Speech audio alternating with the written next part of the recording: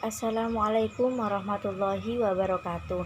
Perkenalkan, nama saya Ani Mamluatul Inayah dengan NIM 12300220006. Di kesempatan kali ini saya akan menjelaskan tentang biomekanika pada praktikum keempat. Pembahasan kali ini yaitu ada 4 pembahasan. Yang pertama yakni mempelajari perhitungan denyut jantung dan menentukan tingkat intensitas aktivitas fisik berdasarkan persentase denyut jantung. Yang kedua, ada metode yang digunakan adalah metode Carnot. Yang ketiga, melakukan perhitungan denyut jantung secara mandiri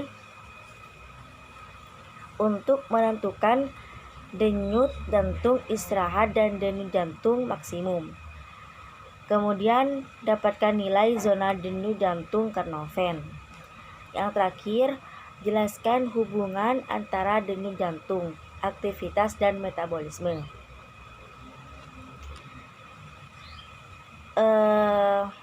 Pembahasan pertama yaitu berikut ini ada beberapa indikator yang mudah diganti untuk menilai intensitas olahraga. Yang pertama yaitu ada target denyut jantung. Untuk tahu seberapa keras kamu berlatih, coba cek target denyut jantung. Caranya dengan menghitung persentase dari denyut jantung maksimal tubuhmu. Pertama, cari tahu denyut jantung maksimal tubuh kamu dengan mengurangi usia dari 220. Misalnya, jika kamu berusia 45 tahun, kurangi 45 dari 220 untuk mendapatkan denyut jantung maksimal 175. Itu artinya itulah jumlah maksimum dengan jantung dalam semenit selama latihan. Intensitas latihan sedang 50 hingga 70% dari denyut jantung maksimal. Intensitas latihan yang kuat 70 hingga 85% dari denyut jantung maksimal. Agar aman, jaga detak jantung agar tidak melewati angka maksimal tersebut.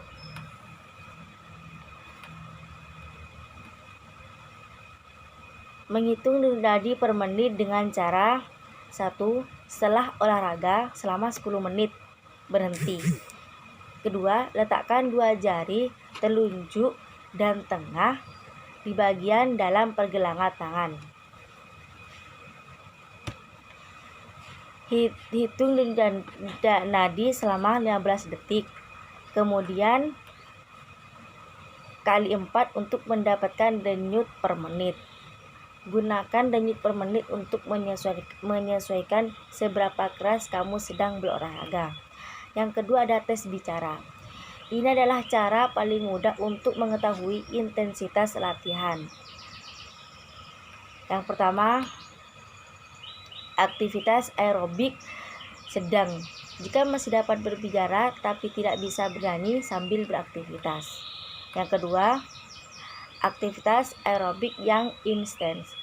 Jika hanya bisa mengucapkan beberapa kata sambil beraktivitas.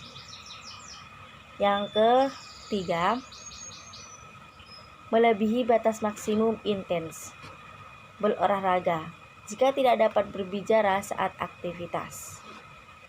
Yang keempat, yang terakhir, sebaliknya kamu tidak berolahraga cukup intens jika masih dapat bernyanyi sambil beraktivitas. Yang terakhir ada jenis aktivitas. Jenis aktivitas, metode ini didasarkan pada pengamatan tanda-tanda fisik tubuh sama berolahraga, termasuk peningkatan denyut jantung, pernapasan atau tingkat pernapasan keringat dan kelelahan otot. Aktivitas aerobik sedang yaitu berjalan cepat, bersepeda cepat 16 hingga 19 km per jam. Basket dan aktivitas melempar bola ke dalam keranjang, bermain golf tanpa menggunakan kereta, berenang santai. Aktivitas aerobik yang tinggi, jogging atau lari, bersepeda cepat, atau setidaknya 19 km per jam. Mendaki, bermain sepak bola, berenang dengan intensitas tinggi.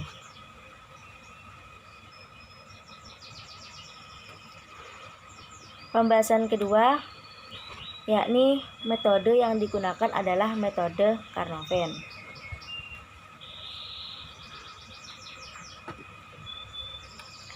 Rumus Carnot-Venn adalah salah satu yang terbaik yang dapat digunakan untuk menentukan zona detak jantung dan ambang anaerobik Anda. Ini didasarkan pada cadangan detak jantung, sehingga memperhitungkan detak jantung istirahat dan detak jantung maksimum Anda.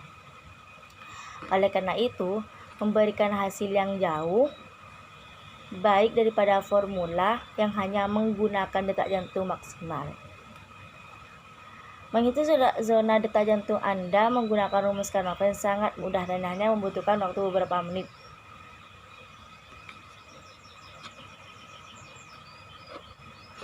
Pembahasan ketiga, yakni melakukan perhitungan denyut jantung secara mandiri untuk menentukan denyut jantung istirahat dan denyut jantung maksimum.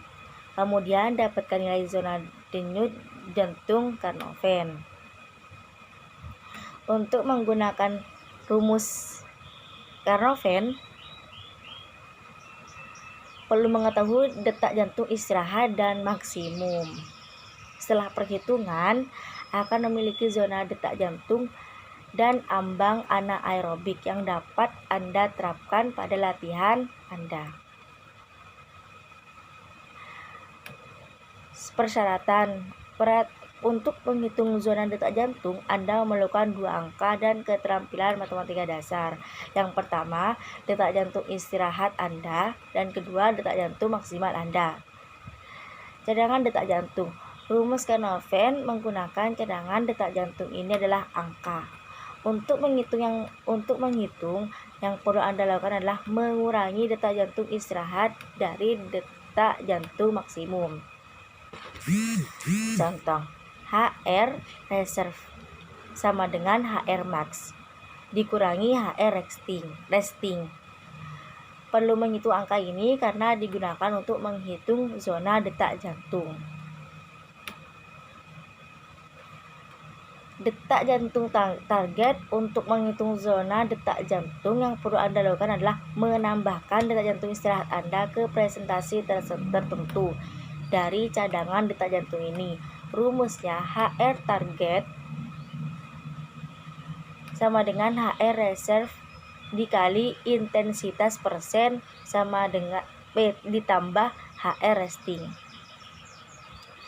Jumlah intensitas ditentukan oleh formula Carnot-Venn. Contoh, terakhir kali saya mengukur detak jantung saya adalah sekitar 2 tahun yang lalu. Saya akan menggunakan angka-angka itu menunjukkan contoh kepada Anda. Setiap orang memiliki detak jantung istirahat dan maksimum yang berbeda. Jadi gunakan detak jantung Anda saat melakukan perhitungan. Detak jantung istirahat saya 42, detak jantung maksimum saya 201. Untuk menghitung cadangan detak jantung, HR cadangan sama dengan 201 dikurangi 42 sama dengan 159.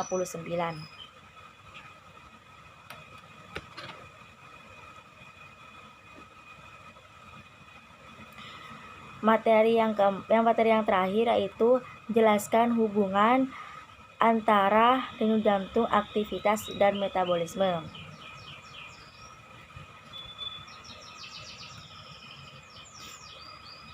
Di sini hubungan antara denyut jantung itu ada 2, aktivitas dan metabolisme. Yang pertama, aktivitas. Aktivitas makin meningkat intensitas latihan, maka frekuensi denyut nadi latihan semakin meningkat. Sebaliknya, semakin menurun intensitas latihan, maka frekuensi denyut nadi semakin menurun. Yang kedua, metabolisme. metabolisme dengan frekuensi denyut jantung, yaitu adanya peningkatan metabolisme sehingga sangat diperlukan peningkatan pasokan oksigen dan pengeluaran karbon dioksida. Cukup sekian penjelasan dari saya, kurang lebihnya mohon maaf. Wassalamualaikum warahmatullahi wabarakatuh.